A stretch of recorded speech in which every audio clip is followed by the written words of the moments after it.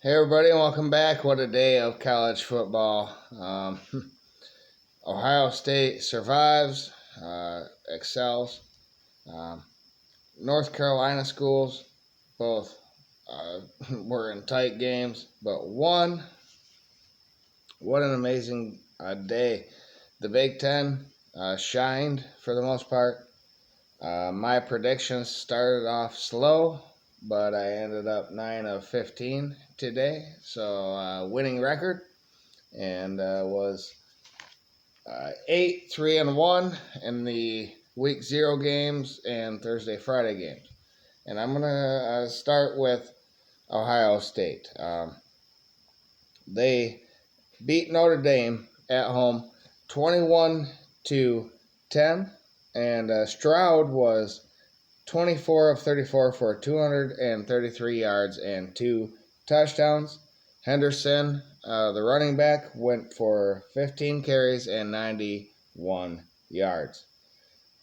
They looked pretty good. They fell behind. They only scored 7 points for the majority of the game, and then they got a couple of touchdowns late to win. That offensive line looked pretty soft early, but then as the game went on, I think they gelled, and I think that defense gelled as well. Notre Dame had 10 points early, and Ohio State held them to that for the rest of the game. So, there's a lot of jitters to be hashed out for every team in college football. Let's talk about Michigan. 51-7 at home versus Colorado State. They could have won by more. I mean, Michigan is an elite team. Okay, the defense looked amazing, holding them to 219 yards. They had 8 or 9 sacks, and they only had 34 sacks all last season with Ojabo and Hutchinson. So maybe they weren't the be all end all.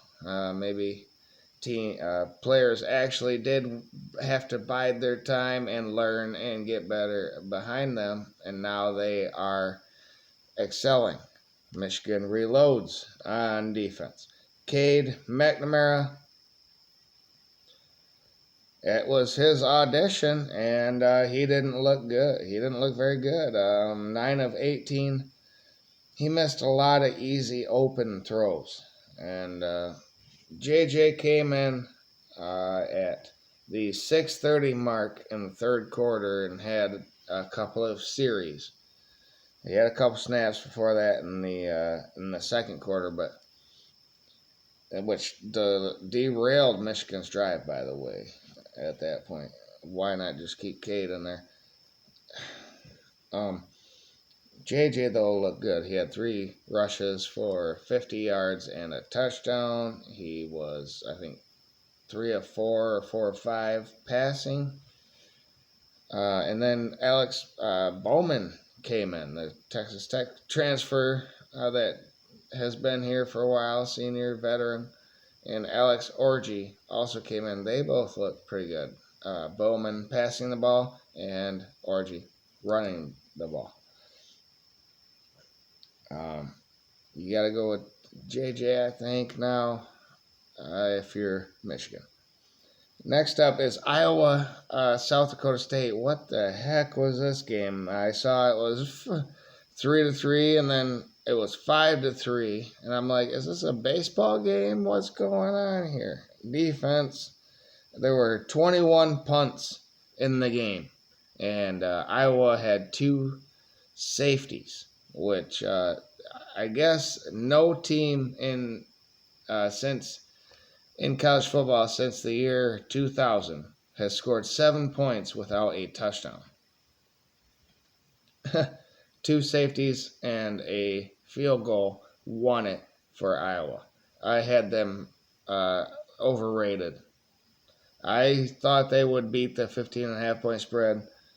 Apparently, the team that everyone thinks Michigan's going to lose to week 5 is pitiful on offense again. I just don't see it.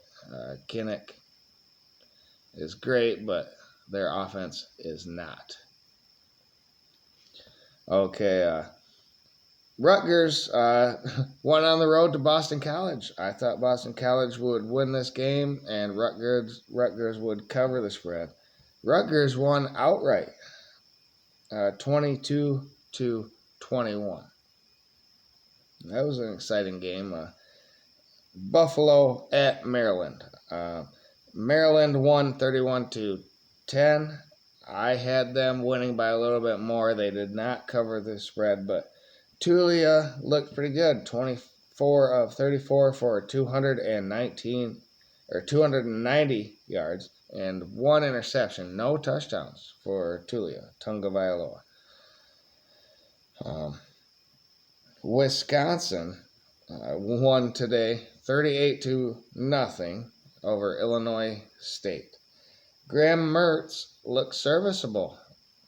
I am a firm believer in Graham Mertz and what he can do. I think he's pretty accurate. He was 14 of 16, only for 219 yards and one touchdown, but that's serviceable. Wisconsin's a pretty good team, stout in both lines of scrimmage. Let's go back to Thursday. Penn State at Purdue was an epic game. It was amazing. Both teams looked kind of like what I thought, 8 or 9 wins each. And it came down to that, a 4-point game. Clifford might be a little worse than I thought he is. 20 of 37, so barely above 500. 282 yards, though, and 4 touchdowns, but he had that interception. The thing that helped Penn State out in that game is they ran the ball, and they were effective running the ball more so than Purdue was. And that helped them shorten the game and have balance on offense. And that helped them. Maybe both teams are pretty good. Like I said, 8 and 9. They both aired it out, and that was pretty exciting to see in a Big Ten game with these two. And then you had also Thursday, Minnesota beat up on New Mexico State, and Ibrahim is back.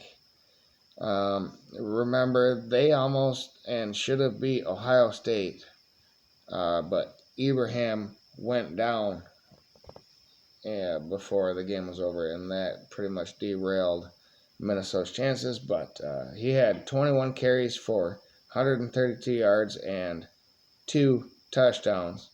And Tanner Morgan was serviceable. I think they held it back, held the reins in on the offense. 13 of 19, 174 yards.